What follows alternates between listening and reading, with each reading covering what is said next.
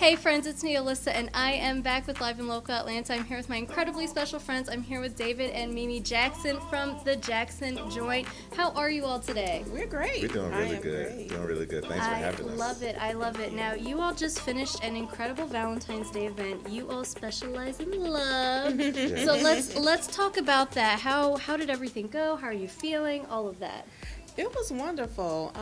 It was an amazing event. It was a lot of love in the room. The couple seemed to really enjoy themselves. We had amazing food, great music, dancing. We're huge live music fans, so we had wonderful live music, spoken word. It was a wonderful night.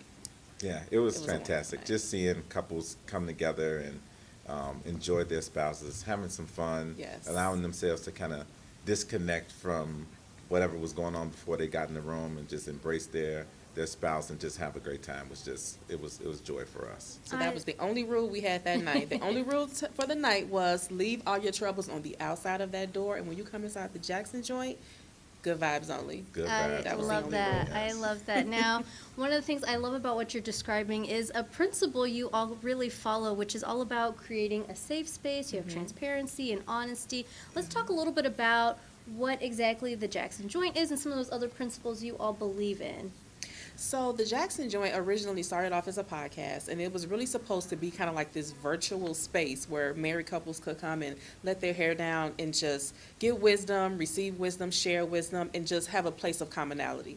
And then from there, it evolved into a live event aspect where we were like, you know what, we need to create an actual Jackson Joint experience live where couples can come and hang out together and just have a good time. And then from there, we said, you know what? A lot of married people have children, so we need to create Jackson Joint Family Cafe. So then we created an environment for parents to bring their children. So we're just all about creating spaces for married people to just have a place of commonality and to just have a good time and just really restore that sense of hope in the institution of marriage. Yeah. Yeah. One of the things that we saw was, when you're married, and especially if you have a family, the day-to-day just gets so overwhelming that you Yeah. don't prioritize spending intentional time with your spouse. Right. Date nights, date days, vacations even. So, and because we saw that even in our marriage, as our kids are getting older and they're getting more active in school.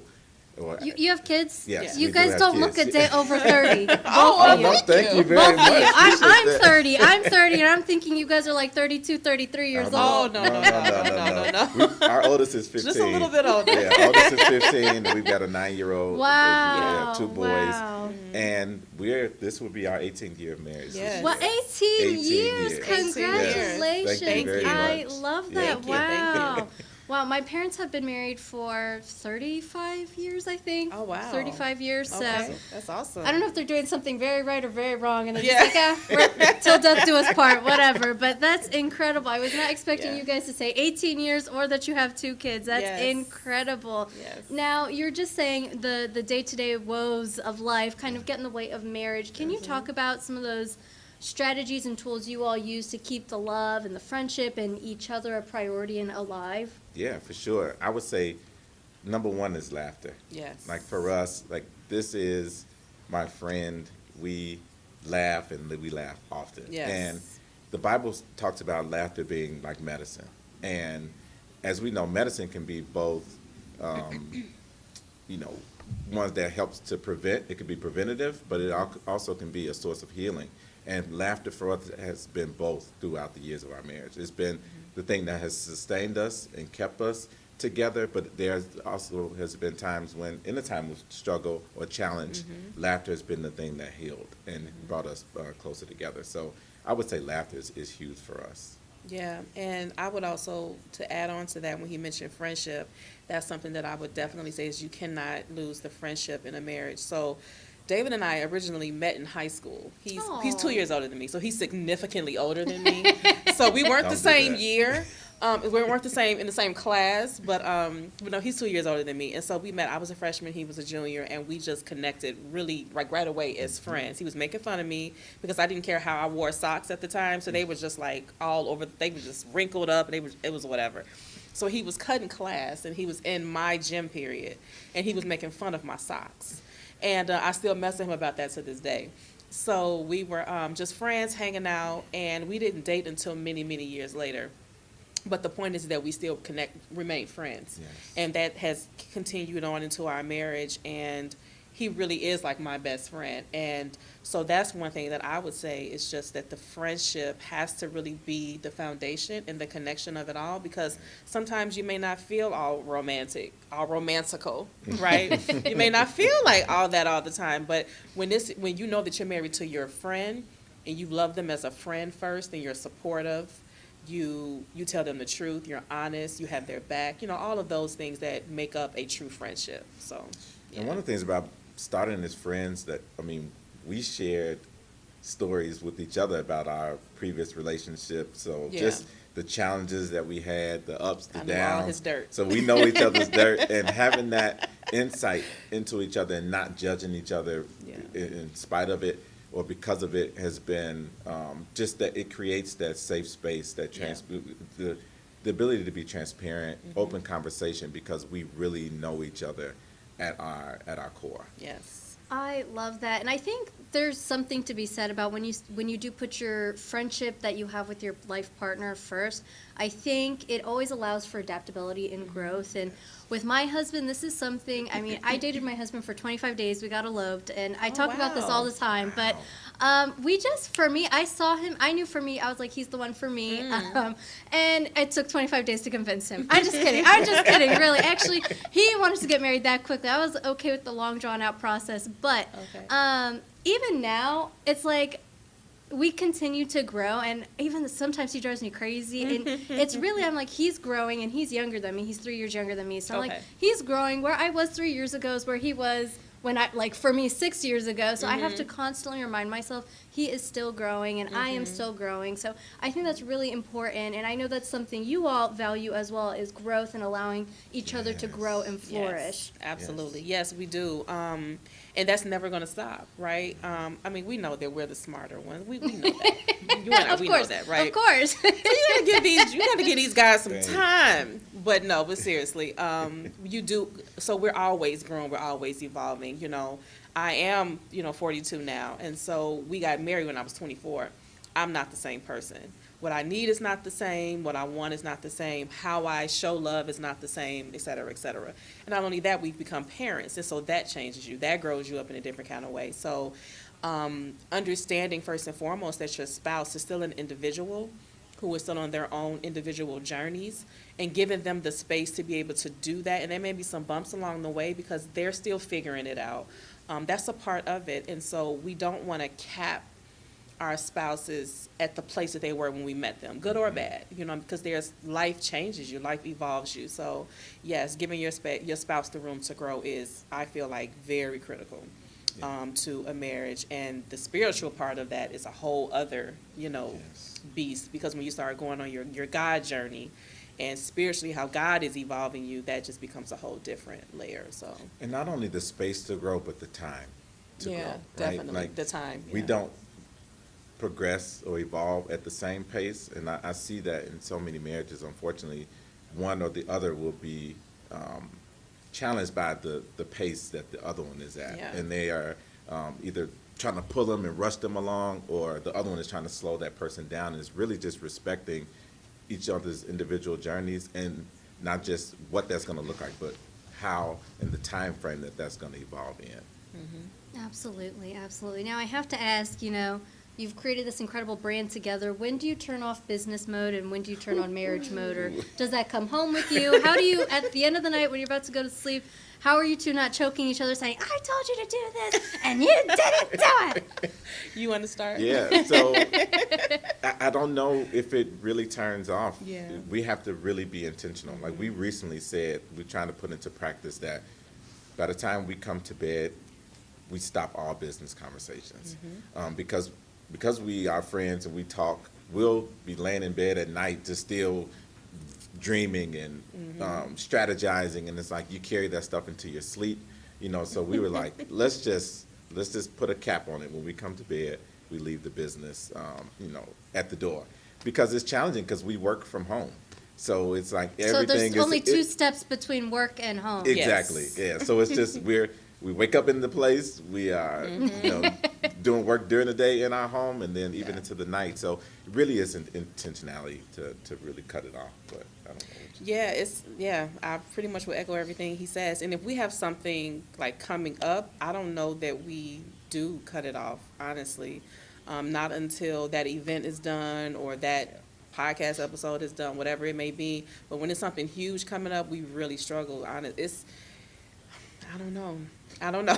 sometimes we get it, sometimes we don't. But when we don't have anything major coming up, I think it's like he said, we really do have those conversations and say, okay, today we're just married. We're not business partners. We're not building a brand. We're just spending quality time. But I think I think the reason why the lines intersect so much and gets blurred is because we're building a brand that we feel like God really gave us, Yes. and we're building it. It's a thing we're doing together. So it doesn't feel sometimes like we're in business mode because we're just in dreaming and planning mode. So it all feels right. You know what I mean? So, Yeah, absolutely. I completely understand. Yeah. Now, I want to talk a little bit about what you all are doing personally at home. This is something I ask successful people, successful couples, especially when I have couples on, that they are really building towards something. What is your morning routine looking like? What are you doing from 6 a.m. to 10 a.m.? What's your wake-up routine as a couple? How do you build into each other, build into yourselves as individuals? What are you doing? So typically at 6 a.m., I'm waking up and I'm just in a full prayer and meditation mode. I have to really start my day. I have to ease into my day to have the best type of day. Now, every day doesn't go like that, but I really try. If all things go well, I try to start my day with worship music and just in meditative prayer, just really asking God, what does he want me to do for the day, and just spending time with him. After that, I'm getting my 9-year-old up, getting him ready for school, doing the mom thing, and my high schooler as well, because, he's a high school boy, so it's just pretty much like I have two sure. 9-year-olds, Yeah. and so get them off to school, and then after that, sometimes I'll go back into prayer because it's like, okay, now, because sometimes that whole getting them out the door can be can be like hectic. So I'm back in a state of, okay, let me just like reel it back in, and then I'm checking emails, seeing what needs to be done for the day. Then I'm typically working out because I really do try to just have that spiritual, physical, mental health balance, and then from there, the day can just look like some of anything and everything.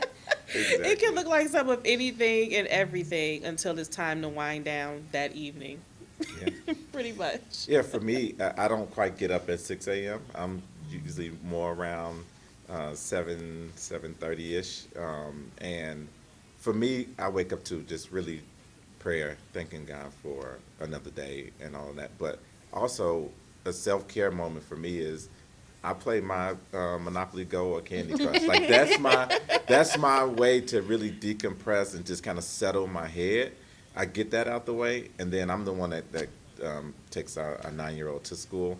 So I get him to school and back, and then I have a 9 to 5, so I'm right in, ready to work, and I work from home, so it's I'm able to go right into my office and just get the day started. So, and then it's like throughout the day, it's trying to find time to eat, trying to find time to work out, and then hopefully, go back and get the kids, and then the evening try to come down and decompress a bit before, going to bed. So that's kind of a day in the life of us. It Yeah. sounds like MeMe is actually setting up your day with the worship music Yes, for you to she wake up is. and Yeah. pray. Yes, That's she what is. sounds Yep. like is going on here. She said, Exactly. I'm going to make She set the sure you stage for pray. it. I'm going to make sure of it. I probably pray every night before I go to sleep, and I don't mean to get too spiritual or religious, but I pray every night before I go to sleep, and I swear I'll wake up in the middle of the night. I'm like, dang it, I wasn't done praying yet. And my grandma always says, she's like, you pray so much before you go to sleep. God wants you to shut up. And my husband, it's funny, he's Muslim, but he Okay. does not do the 5 times a day praying. Oh, Okay. And I'm like, God, please don't be mad at him, please. But it's really very funny because for me, my morning routine, I'm up at 3 a.m. ready to go, 3:30, gotta be here. I gotta be here. And he, when I'm really finishing my first couple hours of work, he is just waking up for the day. Wow. And so we don't see each other all day. Monday through Thursday, we never see each other. So it's really like when I see him, it's time for bed. So Just he'll sleep. tuck me in, and I'll pray, and then when I'm leaving, I'm like, good morning, You and leaving then out, he's just gone, waking up. gone. So Wow. it's really, I love hearing what couples do for each other, how they invest and build into each other, because everybody's schedule is different. Like you're saying, it's the day can go any which direction. You're saying, oh, I start with a little bit of Candy Crush, and really, I'm a little bit of that. I wake up, I'm like, let me check my Facebook, Instagram, check Google Oh, News, yeah. then let me play some like 2048, and then I'll be ready to get going. But I love hearing that. Now, can you share maybe a little bonus tip or secret you all think kind of is what keeps marriages going forward, or what you think has been successful for you?